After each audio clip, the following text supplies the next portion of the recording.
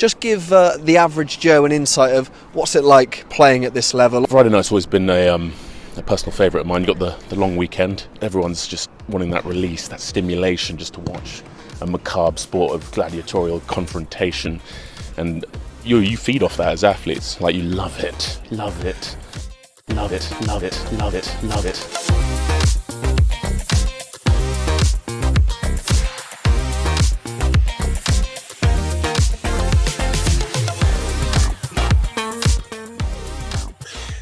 Look at us. Hey, Nath, look at us. Who saw us at the top of the Super Rugby ladder after the opening round?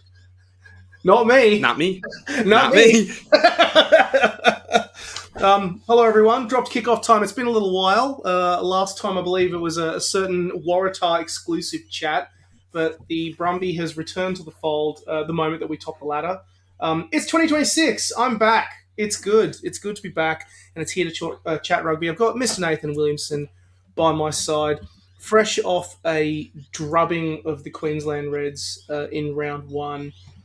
And we have a lot to dissect. A lot's happened since Angus Crichton signed with the Waratahs. It's been an interesting month, interesting bunch of affairs, interesting state of affairs, hasn't it, Nath? It's been crazy. It feels like a proper rugby league off season. Is the best way to describe it. You have the big name signing, a contract dispute, a literal punch up, and all this happened just in New South Wales, let alone the other three states. But no, it's, again, good to get the rugby going again. It's incredible with all the shit that me and Nick talked about the Waratahs and how this was the golden era, that somehow they backed it up. Like, that might be the most surprising thing, is like we were absolutely going off, and hey, we were just oracles. That's it. Yeah, so they came out and just killed it. Yeah, I reckon let's dig in there, and I feel like, okay, let's go out on I'm going to channel my inner a delusional Waratah here for a moment, and ask the serious question, which is lots of surprise results round one. I mean, like, not just on Australian soil, Highlanders knocking off the Satyrs, Moana Pacifica ending the Drewers win streak in Lautoka. I mean, Blues and Chiefs, both good teams. It's like, could have gone either way with that one. Whole situation with the Tupavai try, which we can probably get into a little bit later. And of course, I did not expect the Brumbies to put close to 60 on the force in Perth with a force side that good. I mean, of course, they had a lot of debutantes and probably a side still building a lot of cohesion, but the other side of me was like, yeah, but come on, like, that is a decent quality force side that shouldn't have nearly 60 points put on them. Bold, do we reckon this is the sign of things to come? Everything's going out the window. It's not going to be the case of the usual scripts that you get in Super Rugby. Let's get bold. Let's get delusional, Nathan, while we ride at the top. I reckon it's going to be a year of massive shake-ups. Why not? It's going to be a year of massive growth and massive shake-ups and massive changes where you can't predict a single damn thing. And I kind of like it. I'm so glad you finally joined the delusional side of rugby. So, all it took was a bunch of wallabies to leave the Brumbies, and you're finally on the side of delusion. Look, I know we can start with Waratah. Actually, you know what? No, let's start with the Brumbies. I'll give you your flowers because I'm also going to give myself the flowers because why not? I wrote a piece on Thursday or Friday that said the Brumbies are your perennial underdogs, and the quote that this is the year the Brumbies won't do well is thrown around every year, and every single year it is proven wrong. Look, the first 20 minutes of that game, they were in dire strait. They were in big trouble. But champion sides do champion things. It's a next man up mentality, and yeah, the Wallabies stood up that they had. Valentini, Toole, Kale, who was amazing. Oh. But what a man. I'll let you gush about him in a bit, but I want to go to your unsung heroes. Your guys like your Reece Van Nix, your Ollie Sassfords, Andy Muirheads, guys like that just picked up the slack, got through the dirty work, and when it was there to strike, they did. And if you want a summation of 30 years of the Brumbies, that is it right there. It is world-class Wallabies doing their thing. James Slipper as well. 199th game, towels up for scrum. And then a bunch of rejects, a bunch of outsiders that come together and ultimately put on a score and put on a show. If anything, that sums up the Brumbies for me. And hey, I don't know what happens from here in terms of the side. You know, the depth will be tested as soon as you get another injury, but I would let the good times roll. I'm stunned, to be honest. I think they've either targeted this game because they've got the Crusaders and the Blues in quick succession in the next 2 weeks, which may flip the script somewhat. But it actually does suggest to me that those games might be a little bit closer than expected. I mean, the only thing that would make Kale more perfect to me now is if he grew a Charlie Gamble style moustache to complete the look, just because he was unstoppable, looked amazing out on the wing. I've never in all of my time I have never seen. I just want to shout out Declan Meredith, who I thought, how do you bump off BPA on the way to scoring a try? How do you bump off a guy that is like probably twice the size of him? Comfortably. How do you bump off a guy like that to score a try? Insane stuff. And the other one for me really was, I actually was quite worried about.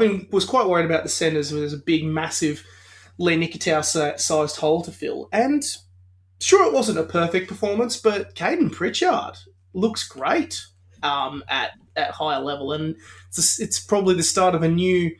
With Trev over at the Reds, it has the makings of a great start of a new brother pairing in Australian rugby, because he looked good. I was really impressed with him against the Tars. I thought that he had a lot of, of course they went down in that game, but he was really, really good. And I was kind of surprised that they picked him over McLeod, and then of course I found out McLeod was being parachuted into Perth, which explained why. But he was great. He looked really, really solid. And also contrast, I was kind of stunned at what was happening with the Force. Jez was kind of talking about how he thought that the side played really, really narrow in the post-match presser. And I think he was right to a point, but it wasn't consistent. What was really, really consistent was that the Waratahs got them when they were narrow, which I think it was just a case of really taking every single chance that they had on offer. If you're a Force fan, or if you're Simon Cron for that matter, do you look at the 50 points being put on you and just go, we need to stop and reevaluate? Or is it just a case of, after that 20 minutes, just forget about that last 60, forget what happened there, and just reassess and go again? It's fascinating because, I think you can almost call it a one-off because, let's face it, a lot of that momentum comes from that water break. Like, they're rolling at that stage. Absolutely firing. But because, ironically, what cost the Western Force was one of their biggest weapons going into this game, and that was the abhorrent heat, as someone who was there the week earlier. That was supposed to play in their hands, and the irony was it actually allowed the Brumbies to settle, gather momentum, listen to your older heads like your Slippers and your Valentinis, and then instantly kicked in the gear afterwards and caught them on the bounce when the Force thought they were doing it pretty easy. So I'm of the belief that you can write off this game as a, hey, stuff happens. We looked good for the first 20 minutes. We showed signs, and a scoreline blows out. Like 3 tries in the last 13 minutes when you're chasing a game. That's probably didn't reflect what the game was. Let's face it. I wouldn't be too concerned if I was Force fans. Like it'd be an interesting game this week. I'm interested to see how this week goes. We get into it later, but a Blue side also coming off a loss. This might be a better indication of how this team stacks up. Where if they can be competitive and they can really put this Blue side under pressure, then I think this is the sign of a Force side which everyone was picking to make. Everyone was essentially saying was going to be their bolter to make the top 6. I think this is you get Peach back hopefully soon, if not next week. Bit more structure, bit more attacking oomph. This week's probably gonna be a better sign of is this four-side legit or not. Mm. They do have a dangerous looking pack. I mean, I was really impressed with Ekawasi. I mean, I loved him during Super Rugby. But Oh yeah, landing a try 7 minutes in is a great way to kick off. I mean, Moline is a good pickup, even though he's only there for a year. And it wouldn't really be a Western Force performance without Carlo Desano scoring a try. I think that's just kind of the modus operandi there. But yeah, he needs to just a point on Carlo, because that's a good. There's a point there that I think sums it up. And 2 times he just went himself and instantly was held up. Allowed the Brumbies to kick clear and all of a sudden force out the restart. Like patience. I think that's the missing thing. It's one point I did make is they went away from what was working. They weren't patient enough. They tried to take opportunities like, again, Carlo's two dives. There's a couple of other instances as well. They just tried to fling a ball which was unnecessary. If they show that patience, they'll be good to go. Sorry, continue. No, it's a good point. It's funny you were kind of saying that, because it made me just think to myself, yeah, like I think there are a lot of things that need to be addressed. I think game structure is a bit one. I still think, I mean, there's a lot of good players in that back line, but I do think the back line is still a bit of an Achilles heel until you get someone like a Peach back and an equivalent. But yeah, I mean, just chalk it off. If they lose by a similar margin to the Blues next week in Joondalup, that's a bit more worrying in my head. Just because then you're worrying about things potentially becoming a habit, and I kind of, when even the likes of perennial, Kiwi Super Rugby TikTokers and Instagrammers like Ella Ferguson and even our man Mr. Finn Morton are calling this force side class that are potentially in line to make a top 6. It's really not good enough. You got to turn those results into wins. So fingers crossed it is just a chalk off to a bad hour of performance. But let's give you your flowers. We're giving flowers. It's a flowers sort of day, and that is this result against the Reds. If you're a Waratahs fan, in Sydney, beautiful condition. Actually, yeah, just crazy night. And fuck me, Matt Jorgensen. I don't even know. Like that. Let's just start with this man. I think it's the sort of match that will put any naysayers who think he's not world class to bed for good, because not that there are many of them left, because like Jock Campbell would probably still be nursing his pride after that step, which was absolutely outrageous. Like, I know technically he scored a double, but let's be honest, that second Jorgo try was such a Charlie Gamble is a freak. Like, how he managed to get that was kind of Hooper-esque. I just want to say, just incredible athletic ability, just suddenly turns into a back and then produces an amazing pass off the deck to get Jorgo over. Holo, I like him. I really like Holo. He's so aggressive, great physical aggression. So much to like there. Crichton had a great night with the boot, pretty much as well, nearly missing all but one. And the thing that really impressed me the most, props stood up. The set piece and the front row, which I was particularly worried about, that was where I thought you could attack the Waratahs, this particular Waratahs side. Excellent. Class. Did a great job against a very dangerous Reds pack. I want to shout out Dan Botha. He played 80 minutes of tight end. Fucking hell. That's crazy. Like, I was saying to people before the game that this was the most unknown I was heading into a game, because I thought it rested on 2 things. Can the Waratahs front row at least achieve parity? If they can, they win. If the Reds halves can take over, they win. The Waratahs didn't achieve parity. They had dominance. A reminder of who was starting. Aiden Ross played for 2 nations at test level. Matt Fezler, test footy player. Multiple caps. Zane Nongor, seasoned test player as well. Loken Sakaloto as your tight head lock. Seasoned test player. Stood out in the Josh line. Yeah, Josh Cannon also stood out in line still. This front row was unheralded. Tom Lambert, Ethan Dobbins, Dan Botha, not a Wallaby cap to him. Yet that first half, that's maybe the first time I've ever seen a Waratahs team keep going to a scrum. Like they had dominance and went, no, you're going to keep facing this scrum and we're going to keep milking penalties. It was South African-esque. It was Italian-esque to get onto the Six Nations. Yeah. But they were excellent. And like they've got some young dogs as well, which I love young dogs. Clem Hall, as you said, brilliant. Just somebody who needed a kick up the arse and got the kick up the arse last year and is all of a sudden now put it all together. The Super Rugby Oz player of the final, parlayed that into an excellent performance against the Reds. Even Liafi Talatina off the bench, also superb. But again, I think there's just something in Mikel's recruiting strategy this year, in the sense of he's gone after players with title-winning credentials. And the man that sums that up is Pete Sarmer at the back. Gets through a lot of dirty work, but just adds that class, adds that quality that you need in time to complete a back row like that.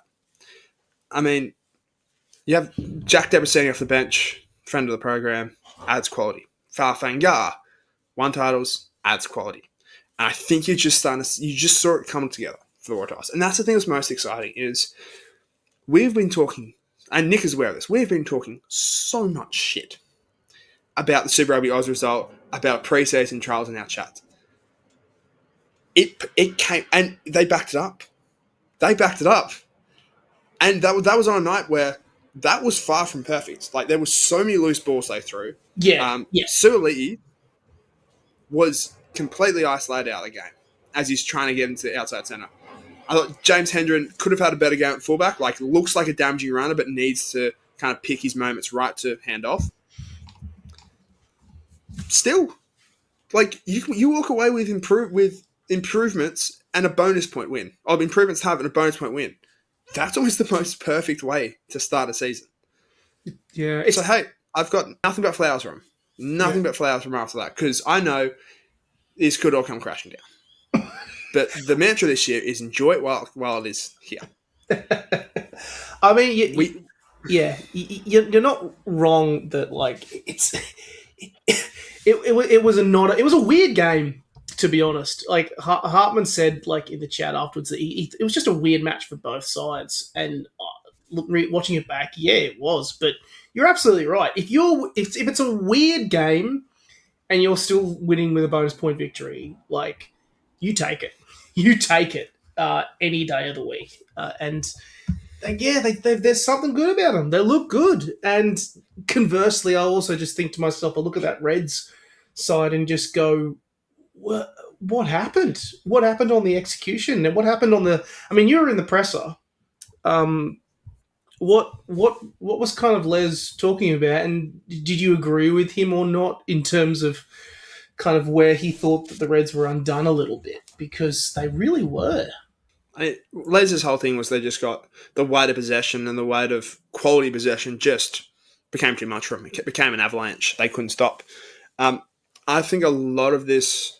I think what was... like the Reds, it looks bad, but I kind of get the same mantra as the Force. Like, I wouldn't have been surprised if there were people who were, maybe 90 to 95% fit held away from this game just to make sure, because they know how big this year is.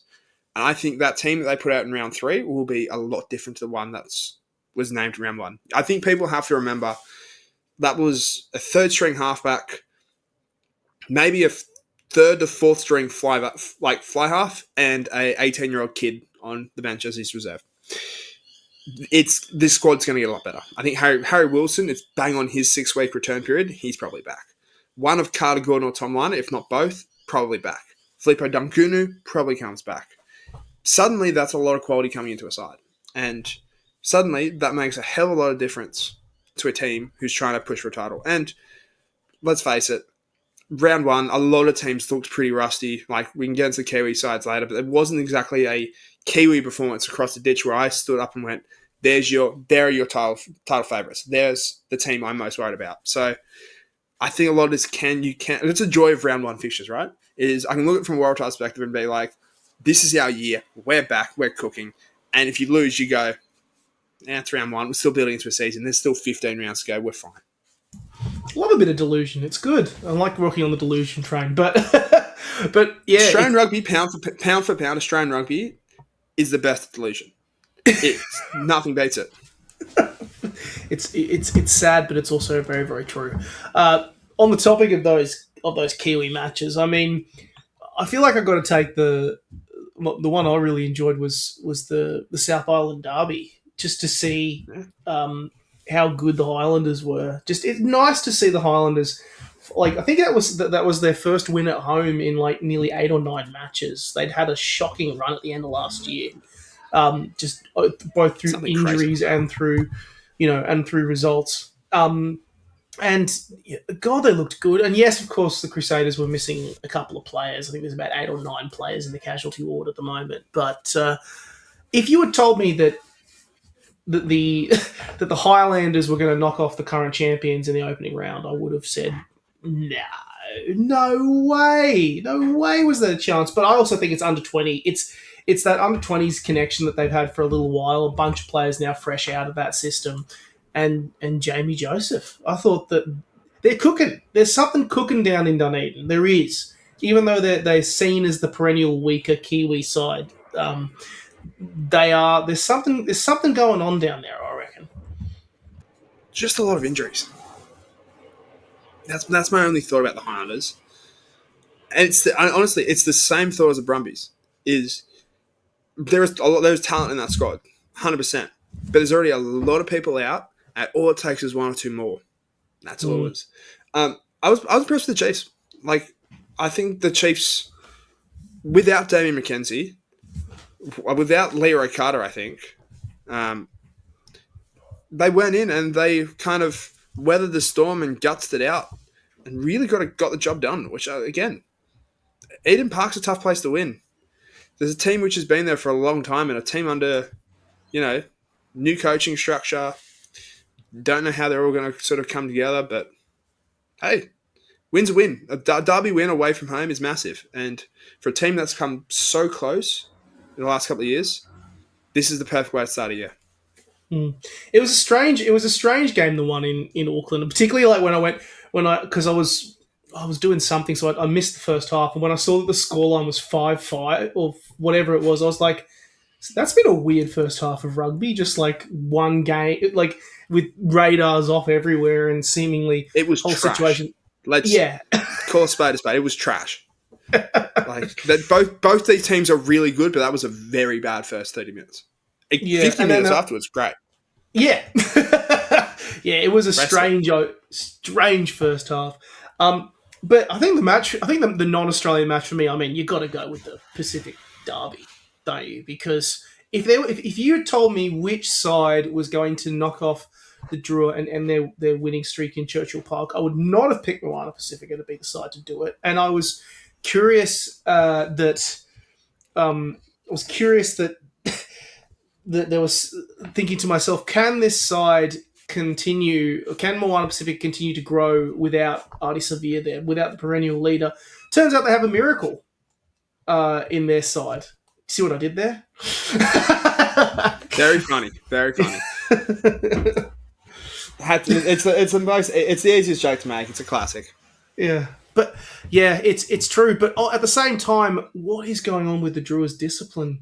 Like, what is going on with the Drua's discipline? That is their Achilles heel. Because when they got their discipline under control, they were all over them, to be honest. And made a game of it. You disagree? That's a look. Do you think that did the Drua play? Do you think the Drua weren't all over him? They were all over him for like 15 minutes. Like, I don't know how much longer the Drua can keep getting away from this. Like, they were down 21-0 after 12 minutes. Yeah. And this has been the problem with the Drua the entire time, is they almost rely on it just being too hot for the other team, and then they run out of gas. Rugby isn't rope-a-dope. You can't just allow that to happen. Like, there is nobody in that Wallaby side who is saying that's the strategy against South Africa at Ellis Park was to concede 21 points inside 12 minutes. Nobody was saying that. Hmm. The Drua get away with it because they pull it off so often. And this was the time when, hey, they looked. I thought they were going to do it as well, but again, just shot themselves in the foot. Mm. How many times can a team just keep shooting itself in the foot, but still just get away with it? Like it's something which, again, if I'm a fan of Fiji and Drua, I'm going, well, hang on a minute, why does this keep happening? We have good talent.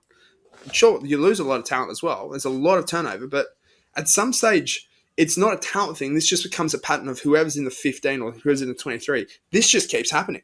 So that's what for me is the concerning thing. Yeah, it would be particularly bad if it starts to. I mean, what's been their saving grace over the last 2 or 3 seasons, rather, is that at least they've been able to use that strategy to win at home.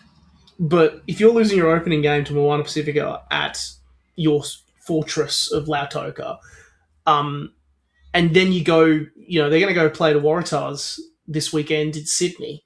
If they get their asses handed to them, it sends a very bad sign as to, as to where the side is.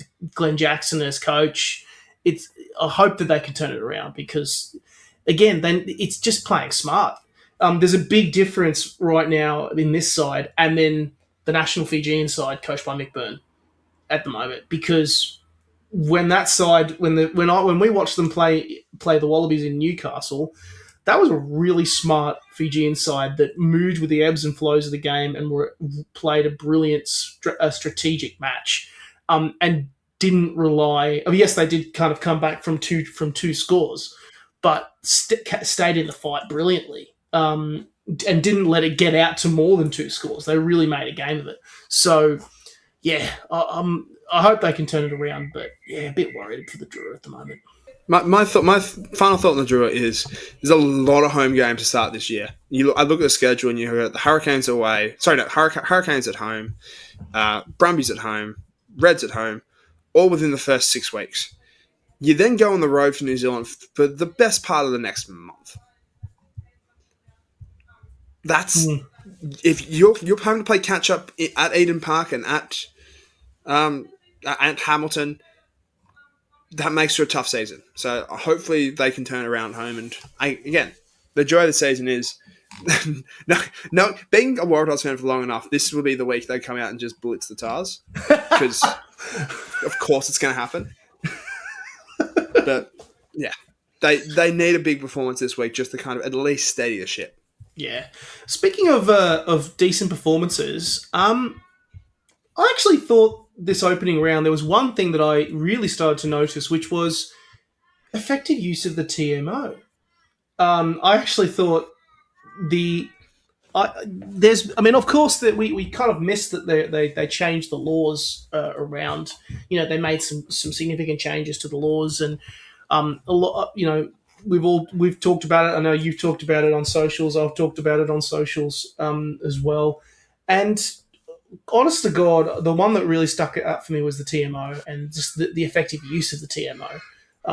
And even if there were a couple of errors or one or small moments, I kind of liked that in a weird way because I was like, it was still, it kind of, the power of it being in the ref and the buck stop with the person with the whistle, I thought was actually, it made the game work a lot more effectively and was a lot more enjoyable to watch. I don't know. What were your thoughts about the kind of, with all these laws being talked about and kind of being discussed in the lead up to the tournament? I thought it was actually a pretty good weekend for the officiating party across all games.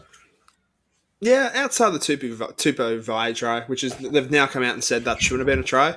Dan Shin, you hear that? Not a try. It's not a try. So, we'll take a moral Lions victory after that. But yeah, no, in all seriousness, like, I think, again, there were simple changes, but it worked. The ability, Charlie Cowell's second try is built off the fact that there's less strictness around where you can tap a ball. He just picked it up and just went. So you get a bit more exciting play there. I mean, 50-22s, I'd say you can bring it back in now. There's a bit more kicking around there, a bit more field position. Didn't really notice it that much, but something which I think will just create a different dynamic. But I thought it was good. I mean, maybe the best call from a refereeing cohort that I saw was the forcing Flau Fanga off for a HIA. Like, he insists he wasn't concussed. But if I'm a referee and I'm looking at those, well, at the scene that's just in front of me, you've got to at least take him off and check that. The fact that that wasn't checked in running, well, was very surprising. And like there was a moment earlier in the game as well. Harry McLaughlin Phillips is just holding his jaw and holding the side of his head. Doesn't come off for HIA. I think like we should. Sometimes they just rely on the mouth guards going off, but sometimes you just got to be like, you've got to be so prevalent about it. If somebody stays down and if somebody's holding the head, they should go for a head injury assessment. Simple. So, but yeah, I think it made the games go a bit more smoother. Naturally, like the one that actually got me. Sorry, now I think of it is. We've basically ended the caterpillar ruck with as soon as the ref calls use it, you can't like bind on to the ruck. That caught a couple of people out. I love a couple that. of players out. Yeah. I mean, simple. Worked. Yeah. I love that so much. It was nice. Like, also, when we were contrasting watching it with the Six Nations and seeing a couple of caterpillar rucks, it was particularly noticeable to me. And I was like, the idea that the moment that the ref says use it, you cannot have someone join the ruck. That's probably the one I'm the.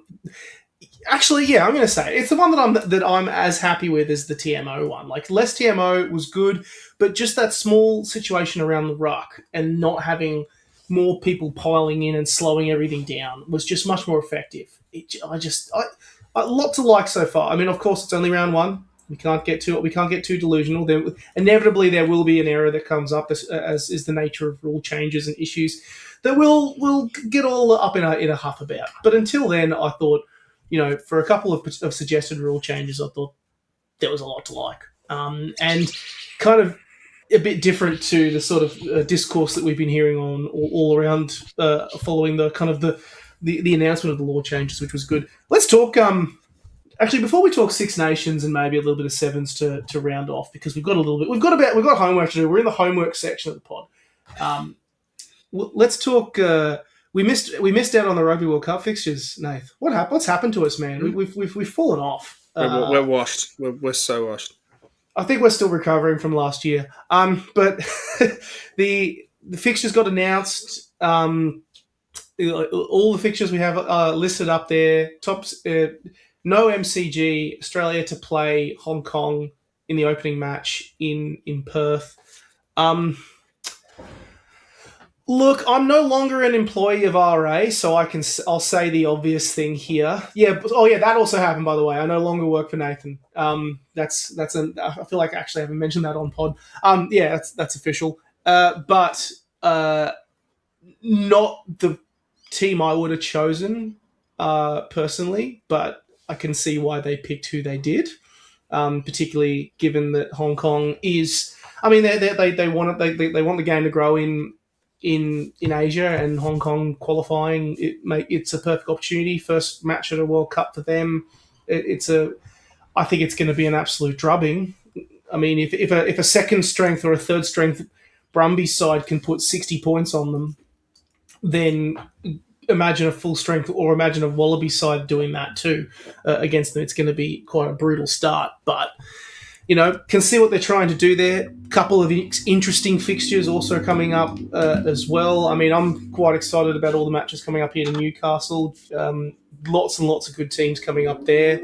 What were your thoughts kind of looking at this schedule? I mean, of course, the big one is obviously as well the MCG. No games at all either. I mean, I'm going to respond to your retort. How many times have we got to say that Rugby World Cup fixtures are not Rugby Australia things? Oh no, I know. It's a world rugby event. No, this is not new. This is for everybody else, because people will complain about World Cup stuff coming up with when tickets go on sale this week and blah blah blah. Runners and Rugby Australia do that. It's a world rugby event. There is a lot you can blame Rugby Australia for. Believe me, we both know that. This is not one of them. In all seriousness, like the Hong Kong one, I think comes down to the fact of there's a couple of things, and they got explained to me that there is a direct route from Hong Kong to Perth. It is so easy just to fly people in straight from there. So you're going to get a bunch of Hong Kong people down here. B, part of the World Cup agreement is whatever that second game in Perth was going to be the two teams that were left. You could do Australia, New Zealand, and sell it out. You then would have to do Hong Kong versus Chile at Optus Stadium. How many is that getting? 20. Not getting many fans, is it? Yeah. Like you're hoping the Hong Kong expats come through for you. So I get it, and then then puts Australia, New Zealand at a core, biggest stadium, properly go nuts with it. That being a World Cup event, World Rugby event, I can say there should be more midweek fixtures. I think they missed a trick there. Yeah. Should have been at least one or two, at least something between Monday and Friday. Yeah. Something we missed as well. Part of the rant as well is why the fuck were so many people complaining about the time zones for these games? Yeah, that's just people. It's an Australian event. Deal with it. Remind me, Nick. What time did the game start here for the French World Cup? About 1 a.m., 2 a.m., if not 4 a.m., if not 5 a.m. Yeah, we put up with it every single time. It's a Northern Hemisphere event. You have to put up with it because it's a Southern Hemisphere event. Deal with it. Yeah. Get up. Watch your team. Yeah. Like, fuck you, Northern Hemisphere. I'm sorry. God forbid we actually want to watch a game watch a World Cup on our time zone, and we want to attend events. But fuck us, right? The audacity, the absolute audacity. How dare us? Yeah, how dare us be on the other side of the world and be good at hosting events? Fuck. Yeah. Disgraceful. But look, it's one of those things when it comes to World Cup draws. You could have put it wherever, but that New Zealand game's going to be the one that matters. Win that, and that will change the trajectory. I think there's a good smattering of games across the place. Like there's going to be a lot to get excited about around this World Cup, particularly that we have international stuff with Six Nations. Segue. Oh, I saw what you did there. That was smooth as fuck. That was so telegraphed. I'm ashamed of myself. No, you're not. No, you're not. Nathan, as self-ordained journalist, we love a good segue, and that one was adequate and up to snuff. Six Nations, weird. It's a strange state of affairs. Four teams sitting on one win and a loss. France at the top of the ladder, and three guesses who's at the bottom of the ladder. God, the less said, the better. But we feel your pain. It's just no. Like, look, I still remember 2023. I don't think Wales have suffered enough, personally, just to be a savage man. Yeah, getting 50 put on you, potentially having a franchise cut. No, it's not enough. Because us beating you by biggest margin at home in Cardiff, not enough. Because 2023 hurt. No, I kid. But yeah, just. I think the team that is really standing out to me. I mean, come on, let's just talk about it. How good is it is seeing Italy playing so well? I am so happy. I've never seen Tide Furlong get lifted in a scrum before, and I'm so glad that I saw it. And to everyone who is claiming that it's illegal, the Irish scrum stood up. The Irish scrum stood up, which is what lifted Ty Furlong up. Look at the replay again. It was clear they clearly couldn't deal with the fact that this Italian scrum is fucking jacked and delivered an absolutely amazing scrum. So I'm sorry, except the fact that your scrum got bettered. That's what happened. This is the truth of it. You got cooked. Move on. Yeah. You got cooked. Moved on. Annoyingly, as someone I picked Ireland to come top 3 in the Six Nations as my bold prediction for this tournament. I was hoping they won this game. They deserved it and just couldn't get it done. But I'm glad people are now seeing the fact that this Italy side are legit. Like, they've got a golden generation coming through who've been coming together, been grinding through the 20s, getting results that caught some people's attention, but not enough. They're amazing. They're going to be a real contender for a big win in this nation's championship that no one expects. I'm all on board with them as a smoky that can do some damage come 2027 World Cup. And they're showing it right now. Yeah. And also the fact that they've never actually made any sort of... They've never got into quarters or anything like that, I'm pretty sure, at the World Cup. Because they kept drawing New Zealand. Yeah, that's true. and getting 90 It's like points the put on first time them. I've But drawn New Zealand in like ages. yeah, true. It's funny on speaking on that how Ella Ferguson was literally like, "Oh yeah, Italy just knocked off Scotland, nearly defeated Ireland at home, and we've got to play them, and we haven't." And I was like, "And we haven't got and they haven't got a coach either. The All Blacks still don't have a coach at time of recording." So Well, they don't have a coach. It's Jamie Joseph. It's Jamie Joseph. Like it's Jamie Joseph. let's not fuck around here. It's Jamie Joseph. It's going to be announced at some point. It's Jamie Joseph. Like I heard reports it could have been announced Monday, which is when we're recording this. It's probably going to be later either next month but it's going to be Jamie Joseph. That's reality situation. So yeah, which again doesn't bode well for the Highlanders, but look, it's my sensible choice. Would you have said that France was going to win the Six Nations? Because I mean, I was thinking England was a legit shot, and then they went to Murrayfield and played a frankly not a very good game, to put it in the politest way. When George Ford attempted a drop goal attempt and Scotland ran the length of the field to score a try, courtesy to Hugh Jones, I just thought, this is bad. He didn't play very well. I don't know if it's just the bogey side of playing at Murrayfield, but thinking about what the schedule is looking like, I mean, of course, England have got Ireland next week, back at home. But when that France-England fixture comes around, they're playing at Stade de France. That's where they're playing, which is a very hard place to win with a French side that's looking this good. Yeah, that was weird. England just find a way to stuff up at Scotland, or Scotland just get up for it. Like, I'm not sure if that's a good result for Scotland because they keep Gregor Townsend as coach, and like quite clearly it didn't. Quite clearly, he's good at getting up for the England game. He's not good at getting him up for anything else.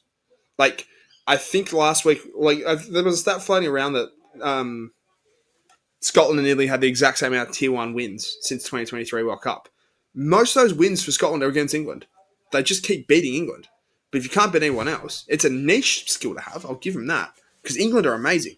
England just go... I predict they're going to be the top side at the end of the year. But whatever Scotland does, just... I don't know, it stuffs them up. And maybe that's a blueprint. Maybe Scotland have the blueprint to take down England, which is somewhat concerning from the English side. Are they peaking too soon? I thought they would... with their young guys, I thought they'd be set, but maybe not. Who knows? We're going to find out in the next couple of weeks, which makes the Six Nations so excited, which just flows through this year, which I like. It's a lot less breaks, a lot less nonsense periods. Yeah, I do like the fact that they've only got a 1 week break. I mean, it felt so strange having like 2 weeks and then two different week periods and then multiple different other break periods as well. I think it works a lot better. But definitely a really exciting series to watch. And honestly, even come the end of it, like, I'm actually expecting a couple more surprises to come out of this upcoming couple of matches. I mean, part of me is actually thinking, and it may sound weird to say this, but even next week, even round 3, I reckon if there's any match that Wales have any hope of winning, it's probably going to be against Scotland, you'd have to say. Maybe Italy, yeah. But like, it's the match that they're probably most likely to get up for, because if Scotland are as much of a pendulum as they currently are, I think that they'll probably see an opportunity to try and get a win here. Do I think they're going to win? No. But is it a chance that they're going to win the match they're probably going to win the most? Potentially. So, plenty to consider. Do you want to talk sevens? Are you in the mood to talk sevens? First day was great. Second day was... Yeah. men had a great third place finish. Yes. The women... Oh, my God. Okay. Like, it's just... New Zealand are too good at the moment. Australia's too good for everyone else, and New Zealand are too good for Australia. It's frustrating. Sick of getting beat by New Zealand over and over again. That's my seventh wrap. Perth is way too hot. HBF Park needs more shade. I will say this. Yeah, well done. I will say this. It was nice to see the men get back-to-back wins over New Zealand. I don't think we've ever done that in a weekend. So I'll take that. And I reckon there's a good... I wrote a piece in Rugby Pass, because that's where I write now. And there was I think that there is an opportunity there that they can use it as a launch pad. Don't you say that. Don't you say that, Nathan. Don't you dare do the cross on me for anyone on camera. But there is an opportunity there, I reckon, to build as a good launch pad to Vancouver, and they do have a bit of time now. A few players set to come back from injury as well, so definitely one to keep an eye on. I think there's only one other thing to mention before we wrap up. I can't think of anything else. We've done our homework, and that is the losing streak is over. I finally beat you in fantasy. Well done. So, First time in the pod. Like, you know how dentists say like it's like 9 out of 10 dentists recommend a toothpaste or toothbrush. This is basically the 1%, 1 out of 10 you don't realize. That's it.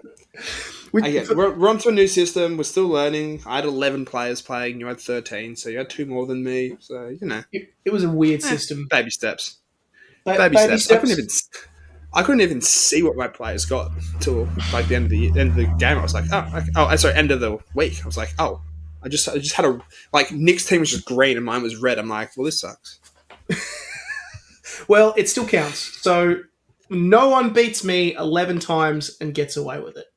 So I thought it did beat you 11 times for the 12th time. No one beats me. Yeah, that's what I'm saying. No one beats me 11 times and then gets away with it. That makes sense. Makes sense. So the new dawn begins. I will make the point. I will make the point that I basically scored the second highest point. So if I'm going to get beat by the top scorer. Yeah. So sucked in, and now I know what it feels like to be a Waratahs fan after you finally entered the Brumbies streak last year.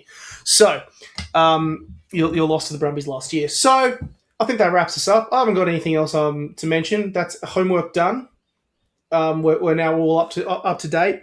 We'll aim to try and be a bit more regular with our pods. I've got a few ideas while I'm currently working and figuring things out, which I still need to pitch to you and Nick, by the way. So I will make sure I get around to that in the next couple of days. But a few more pods coming down the ranks. Exciting to see. And rugby is back. We're back, baby. We are back. I reckon we call it there. That's it. That's as good an ending as we'll ever get.